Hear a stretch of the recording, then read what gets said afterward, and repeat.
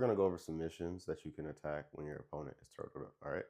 So I want you to show me your best version of a Peruvian necktie. Go.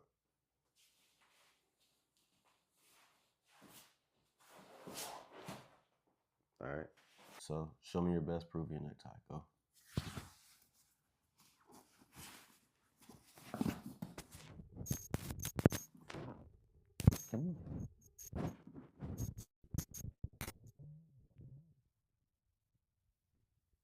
Zeke. In order for me to set up my Peruvian necktie, the first thing I have to do is, again, take my arm and shoot it underneath his armpit and get it as far underneath his neck as I can. Now, it's going to be very hard for me to do this if I don't have anything controlling his back, because then he's able to just sit up and I'm basically losing the submission.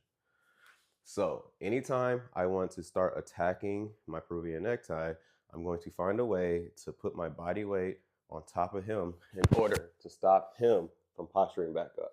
Now, from here, I'm going to shoot my arm underneath and get my arm as far underneath his neck as I can. I want to get it to the other side. That's going to allow me to start blocking this carotid artery. And then what I'm going to do is I'm going to take this hand and either get a gable grip, an S grip, or just some type of grip to allow me to make connection and push his head down. Now, what I'm going to do is I'm going to take this leg that's by his head, and I'm going to step over. That's going to stop him from being able to posture up, and that's going to allow me to have the space to start falling into while I throw this leg over his back, and then I can just start squeezing and get the Peruvian necktie. So again, if my opponent is turtled up, I'm either going to put my chest on his back, or I'm going to use my head to keep some form of contact as I shoot my arm underneath his armpit and I make connection with my forearm to the side of his neck. Then I'm going to secure a grip, apply pressure to the top of his head as I begin to step over his head with the near side leg.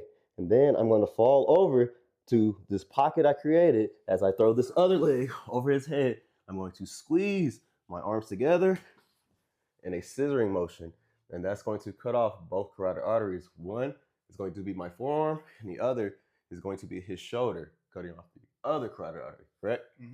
If my opponent is turtled up, I'm going to apply pressure to the top of his back, shoot my arm underneath his armpit, make a connection.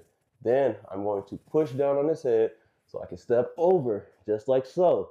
Now, notice I have space. I don't want that because then he can just start sitting up.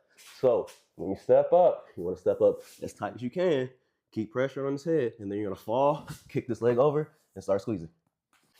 So, wow, wow, wow, wow, wow. Go to sleep.